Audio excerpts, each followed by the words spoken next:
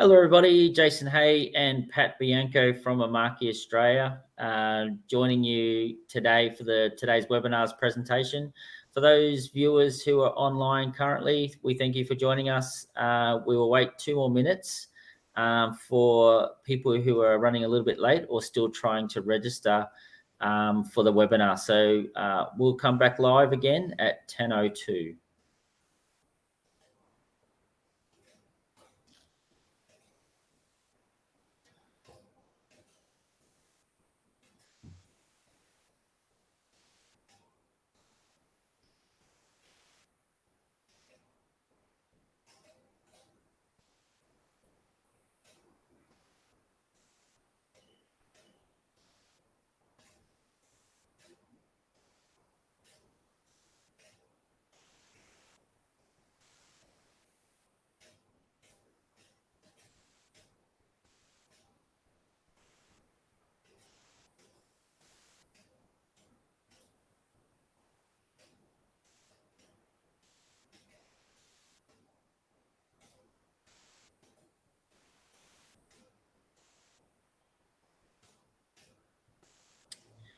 All right, we'll start in 30 more seconds.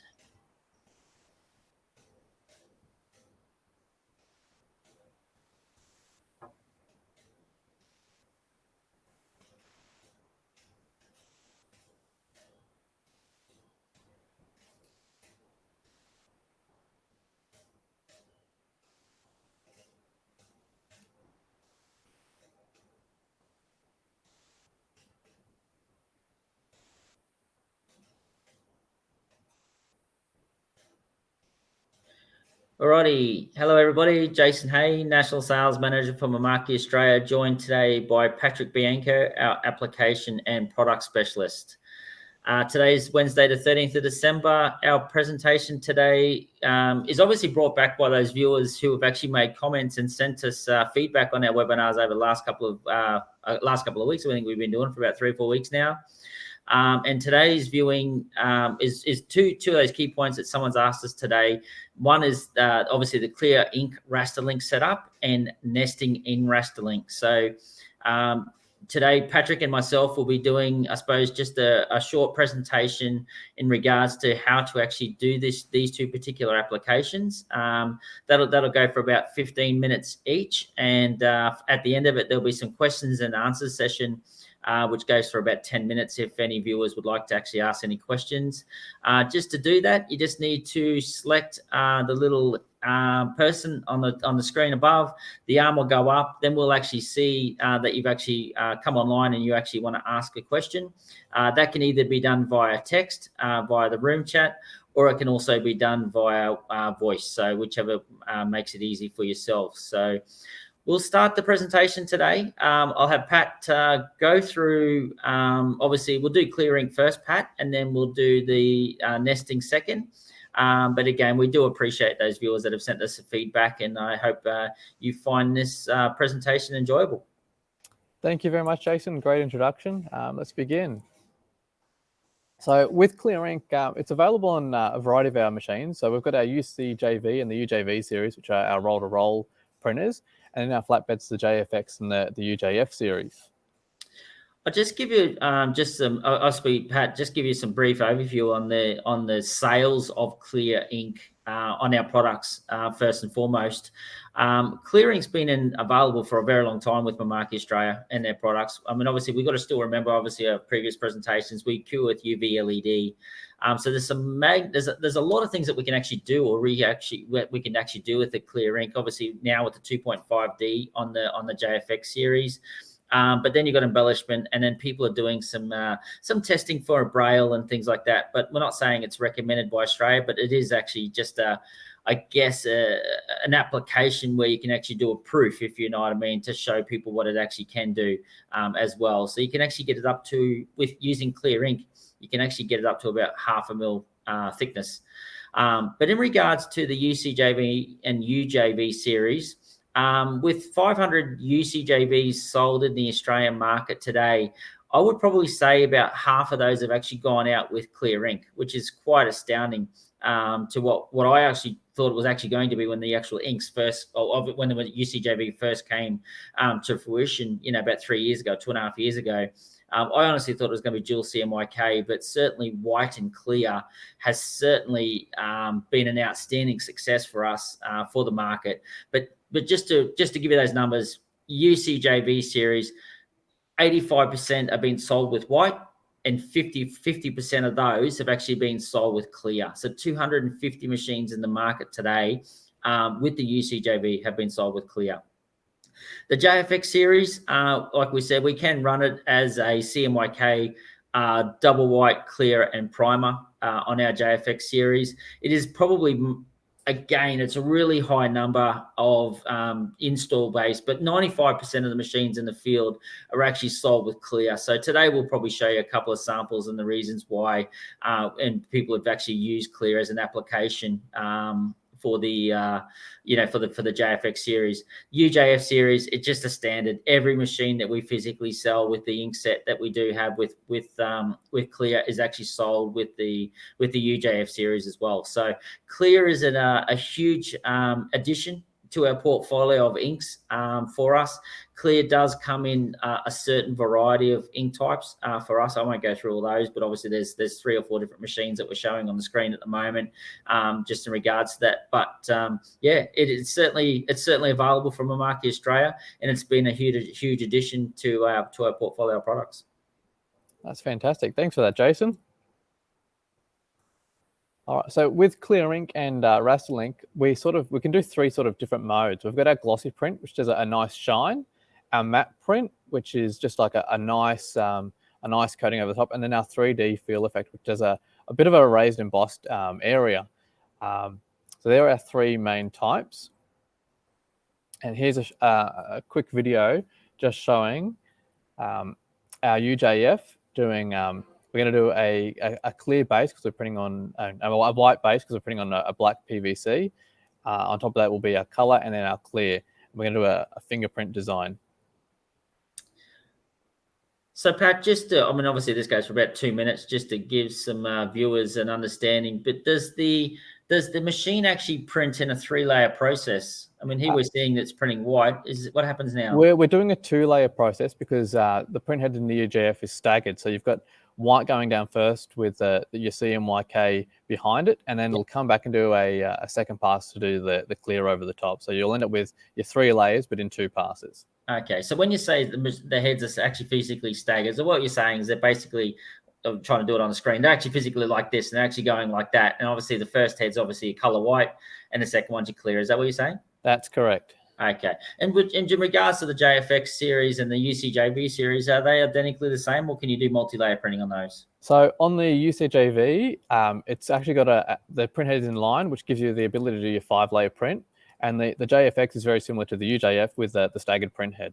Okay, and obviously there's one thing I'm seeing here in the video is that when it's actually doing the color white, nobody's removed the substrate because we obviously want the accuracy of the color going over. But obviously using a lay system, using the pins or using a ruler or whatever we're actually using as an edge guide on the actual substrate, is it possible to actually physically take the substrate out, have a look at it, and then put it back in?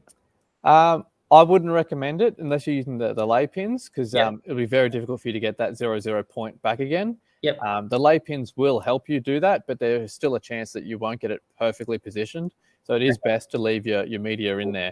Okay, so look, I mean, obviously, obviously, totally understand that. Well, I mean, accuracy and when it comes to digital printing is very important for us and things like that. So this has probably got about another 20 seconds to go. I think we're just doing the clear now. With this one here, Pat, can we actually do multi-layers of clear? I mean, obviously, this is just understanding this format of what you've just done. So you've done color white and then you've done clear over it. To get more of a textured feeling, can we just do multi-layers of just clear only? We can do a couple of overprints of clear just to give it a bit more of a raised feel. Yep. But so you are, but most people sort of just stick to doing the 1 layer with clear, just to highlight something special to make it a little bit more of a wow factor. Yeah, and obviously just over the last 4 weeks or so, we've done a few demonstrations on the UJF. They've all been actually asking for the clear, haven't they? They have. We even had a customer during the week. They wanted to print on some glass, or a round glass. So we're using the kebab, and they actually wanted to see print white, color, and then clear on that, which gave it a really nice glossy effect. It was really impressive. I was quite surprised. Yeah, one of the ones that I've really liked what I've seen so far using the UCJV as a clear is what they've done is that they've actually done a clear and put it like a 5% cyan or 10% cyan, 5 or 10% cyan and magenta, and just giving it's almost like a pearl look, like a frosting look, but it's just with a metallic look. It's actually quite impressive. That's really cool. So I'm just going to do a quick talk about how we actually make our clear plates in Rasterlink now.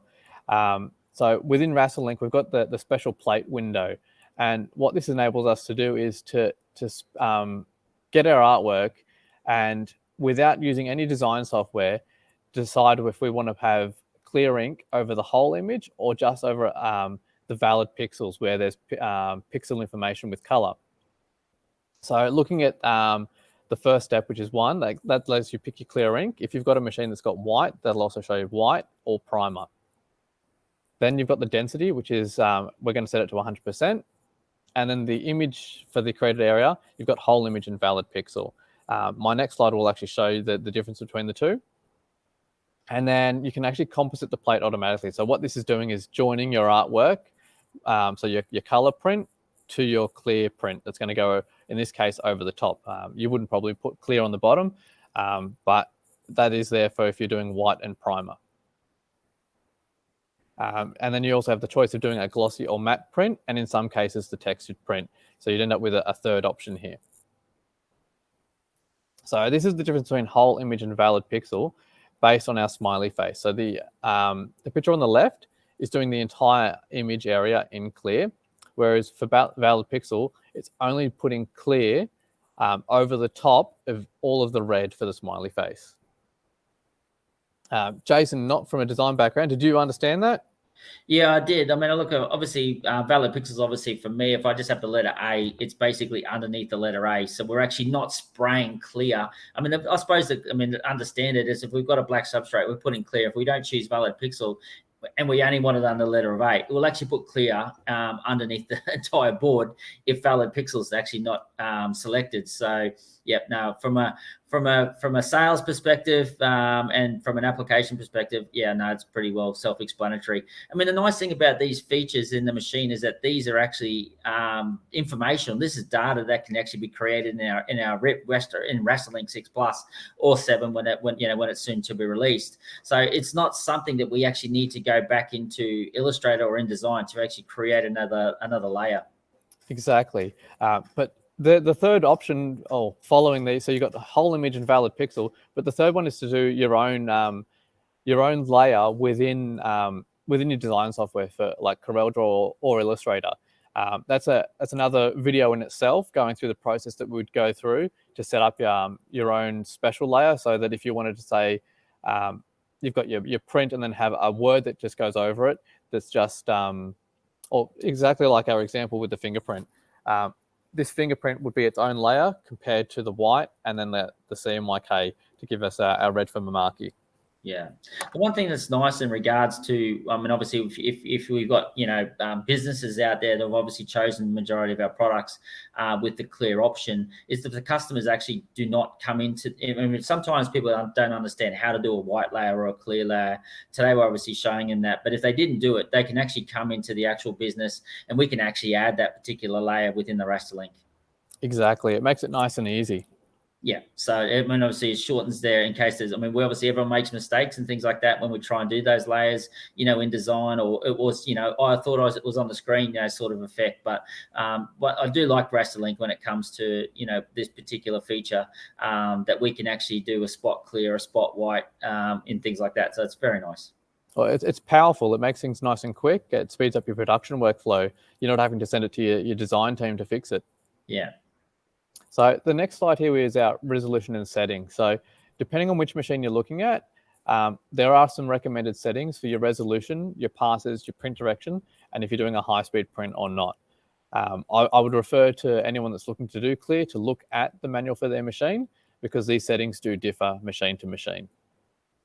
Yeah, and just Pat, I'm going to explain that while you got this the next video going. But why is that important to the viewers in regards to making sure the resolution's right? It just gives the clear. It gives it a very nice glossy effect. If you've got the wrong setting, it has the ability to band a little bit and not come down as flat. Yeah. So it's definitely important. Yeah, and we all know that obviously when we're printing with clear or with white, I mean, the benefit of the Mimaki technology is the maps technology and things like that we've got. That it gives us a transition of a smooth effect. But when you do print a 300 by 450 or 300 by 900 on some of our print modes, it's 300 by 900. So the actual density of the actual ink or the white or the clear is not as dense. So it probably wouldn't give you that type of effect to enable you to actually get the result that you're looking for. So going back and looking at the previous slide, they are certainly some higher resolutions. It's more ink buildup to give you that, that effect. You got 6 by 6, you got 6 by 9, and you got 1200 by 1200. As you can see there, 300 by 450, it'll give you the effect, but it's not going to give you the actual result that you're looking for. So if you're really looking for that high, powerful impact of the actual gloss on any of our particular products, my recommendation, what I've seen in the showrooms and in the field, is using a higher print mode. Generally, that's 6 by 9 or that 12 by 12. Oh, perfect. All right. So our next slide is the video. So this is actually going to be a 2.5D print, but we've got clear on top to highlight some of the special areas on the snake to give it that scaly effect. So just for our viewers here, one thing that's very unique with the actual, the Mimaki series printers, we just to actually give people an understanding here, we can actually do two ways. 2.5D enables us to hit. It is another new feature that's actually in Rasterlink. It's a 3-button process which enables us to actually print multiple layers with a single. Well, not a single image. We've got a grey image, a coloured image, and a black image, which obviously would be the clear in this particular instance. But it gives you up to 17 layers. The alternate way of doing this particular thing is actually importing 17 layers into the actual RipQ and actually printing those in those particular things. But what 2.5D has done for us is actually transformed that into a much simpler process to enable us to actually get that textured feeling and that textured look. So basically what we've done, I think we've done this one here. We've done 17 layers. No, not 17 layers. We've done 15 layers of white, 1 of color, and 1 of clear. No, sorry, Jason, I'm going to correct you there. That's it's actually 17 layers of clear. Okay. Then we've got our color and then another layer of clear on top. Wow. The final clear is a glossy clear, whereas the previous 17 would have been in a matte.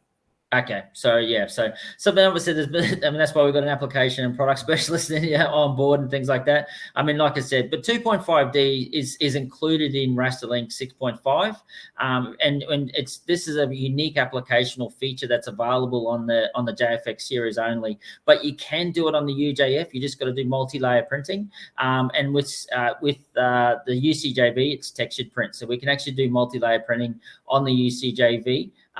So I think some of our sample kits that are actually out there, we've got a basketball in the sample kit. It's actually got, a nice little feeling. It actually feels like a real basketball. It's actually quite clever in regards to the way it's done. So, and the 3 snakes that you can actually see in the video, each of those is going to be going to our showroom. So in Sydney, Melbourne, and Queensland. All right, now we're going to move on to nesting with Rasterlink. So just as a brief description, nesting is a process whereby we utilize as much of the paper as possible. You can rotate the images to even get even more space, but Rasterlink makes it really simple whether you can whether you want to rotate your images or all keep them the same, like vertical or horizontal. So I'm just going to talk really briefly about the process of arranging and nesting. So when we open up Rasterlink, we'll go to File and Open. And in this instance, I've brought in 3 images, A, B, and C. Just to make it nice and easy, I've done cyan, magenta, and yellow. with the letters A, B, C. Just makes it nice and easy to talk about. And then on the right-hand side of the window, just below the little I for information symbol, you've got two rectangles, one with a circle in it and a star. They're a pinky and blue color. So it's the second button on the right-hand side. That's for our nesting and arranging. So when we go into that, you can then select the 3 images that you want to arrange or group together so you can print them all at once. The alignment mode that you can see that's highlighted there where it says minimize, you'll see that in the next window as well. The next window sort of does it in a better way, so you don't have to necessarily choose at this point between sequential, minimize, no rotation, and minimize, keep rotation, because on the next window in general print, you'll actually be able to get a visual representation of what you're doing. So at this point, I wouldn't bother selecting any. I just leave it on the default and then hit arrange, which will then join them together, and that's where you'll end up with the linking black bars on your job list there, where you've got A, B, and C all linked together. Sorry, Pat, I'm just going to ask a quick question. I mean, it may be in your next presentation or next slide, but I mean, obviously we've got multiple different board sizes. And I'm just going to use A1 and A3 as an example. Will it nest multiple different shapes and sizes? It will. Okay. So you could use different size artwork, which I will get to in one of my slides. Oh, okay. And I'll show you that shortly. Yep. No worries. So in this example, we've done minimize, keep rotation. So I've actually set a rotation on the letter B and told it to rotate it 90 degrees counterclockwise. And then we've got multiple copies. So, and we've also set a scan gap and a feed gap of 10 millimeters. So that's how you're getting the 10 mils in between each one. So it's very simple. And all we have to do is then to change our settings is you've got in the middle of the preview is those same options of sequential, minimize, no rotation, and minimize, keep rotation. And the little button next to it, that lets you just do a refresh if you change any of those modes. So if we do minimize, and no spacing, it'll literally pull everything to your 0, point in the bottom right-hand corner. And then that's doing one copy of each. You can rearrange them if you need to, just by clicking and dragging. So you could put A on the left and B, keep B in the middle and then swap C with A. It's all very simple. Once again, this is minimize again, but with a 50 mil gap on our scan. So that scan does our left to right and feed does our front to back. That's how I remember it anyway. So just obviously give our viewers an understanding of that. I mean, obviously when you're putting on a flatbed to a UCJB, it's a little bit different. But for those people who do use lay systems on the bed, and for instance, this could be, double-sided core flutes that are, I don't know, 50 by 50 or, 100 by 100 or whatever they are, we can actually create lay systems on the actual flatbed as well, on the UJF and the actual JFX. The UCJV, obviously these would be stickers or something where you can use ID cut or the cutter function to cut them out at a later date. But if you're doing double-sided printing, this is probably where one of the lay systems features do come in on the UJF and the JFX. So if you wanted to do double-sided printing, we know exactly where the 0 point is. So 0, 0, 0, 510 or 550, I think as you said, a 50 mil gap between each one. So yeah, it is actually a very nice, clean little feature. And again, another tool that's actually included in Rasterlink. So it's quite clever. Well, I think the beauty of it, Jason, is that it actually gives us a preview. So you can actually see the layout that you're creating. Yep. So it makes it nice and easy. So in this example, I've actually changed the scale of A just to show that, okay, we can have different size images that are arranged. And then our next slide will actually have no rotation. So it'll shift our copies around so that it minimizes but doesn't rotate our artwork. So that's obviously maximizing the paper yield that we've actually got, or the board, or the width of the roll of media. Is the same feature obviously available for the UCJB and the actual UJF and JFX? It's the same feature. The only difference is the your preview that we can see here does change. So on the JFX and the UJF, you can actually specify your board size. Okay. Yeah. Whereas in this example, we're actually on a roll-to-roll machine. Yeah. So you'll have the sort of an unlimited length, though you are limited by the roll that you've got in. Yep. And then the width is preset. Okay, nice. And then our final option is sequential, where it'll actually just run down your sheet. So in this instance, it's a roll to roll again, and it's just going to go running down on that right-hand side. Unless you were to tick arrange in center, if you had arrange in center, it would pull them all to the middle. I mean, I think the key one for that one is the waste of media. so it's very important to make sure that the width of your media and making sure you get the maximum yield and profit out of a roll. So obviously this is it shows that it can be done, but it's probably not something that we would actually physically demonstrate to our viewers. It's an example that would be used if you were if your roll was 500 and you had your images as 450 wide and you wanted them to go 1 to 10, that's where you'd use it. In this example, like Jason just said, it is a bit of a waste of space, but it is illustrating my intention of doing A, B, C down the sheet and multiple copies as well. Yeah, so just reiterating what you just said there, Pat, is that this one would mainly be used if the roll width was 500 wide, and the actual the image size was 450. So it would actually do it in a single array down the page, down the roll. Yeah, no, I understand. And it will keep it in order for you. Yeah. So, and the beauty of Rasterlink is in our image edit, which is on the sort of the second column from the left, you've got copies, and you can just tap 1, 10, 20, however many copies that you need, and then you'll hitting your little update button for next to sequential there, it'll actually update and relay out your artwork with the amount of copies that you need. So you're not having to do layouts and nesting in InDesign or Illustrator or Corel. You're doing it all from Rasterlink. It makes it nice and easy. There's more features that we can do from the general print as well. Adding in crop marks. You mentioned ID cut briefly. So there's lots more that we can do, but we're focusing on nesting at the moment. Yeah, but just for those viewers today, just obviously understanding what you just said then, Pat, is that we can actually add ID cut or crop marks to this image. So we can actually do nesting ID cut in a single workflow. Correct.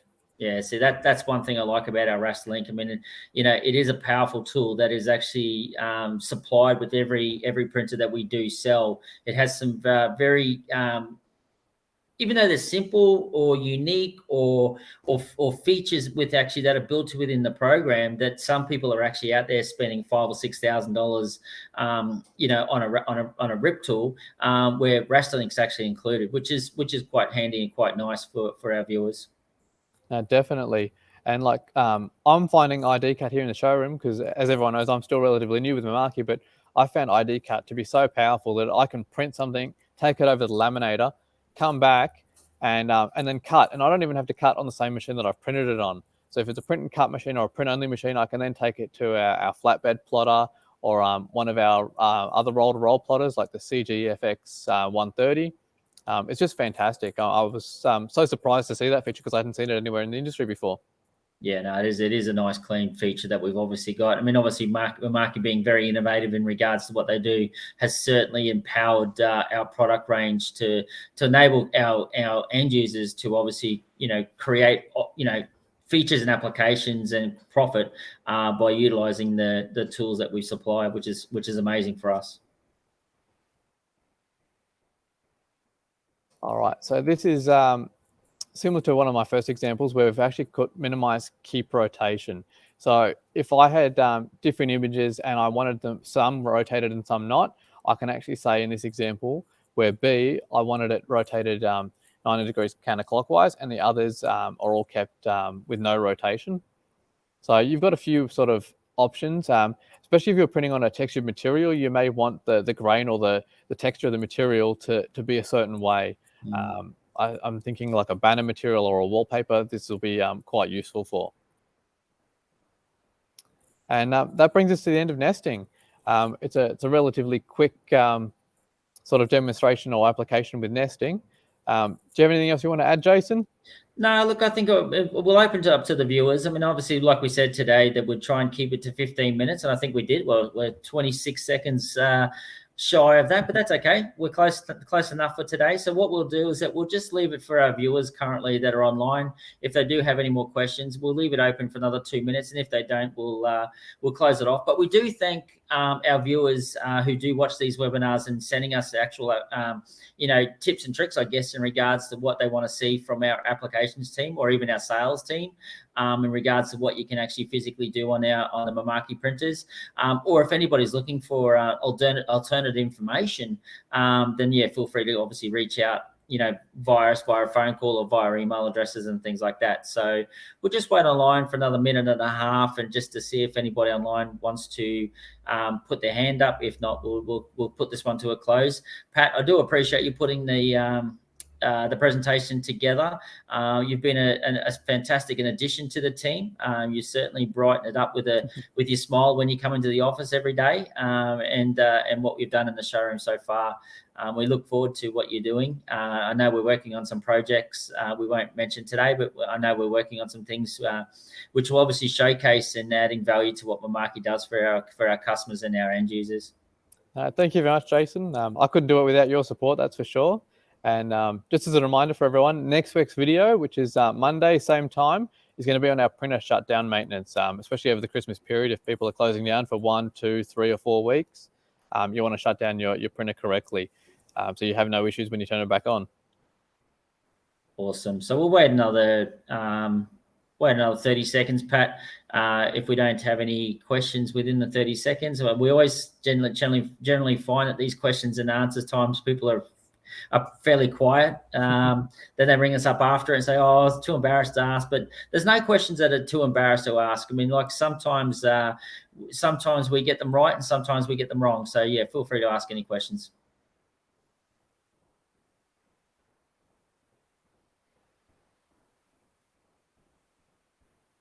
It's all quiet on the Western Front today, Jason. It is all quiet. That's okay. We'll just give it 9 more seconds, 8 more seconds, and then we'll go offline. But we do thank those viewers today for joining us on the things. We do appreciate you giving us our feedback, and we look forward to doing some more of these videos in the new year in 2022. But this will be my last video for the year. I'm actually going away and enjoy my Christmas break at the end of this month for 4 weeks off. So I look forward to seeing everybody when I return from leave, and I hope everybody stays safe and has a great Christmas.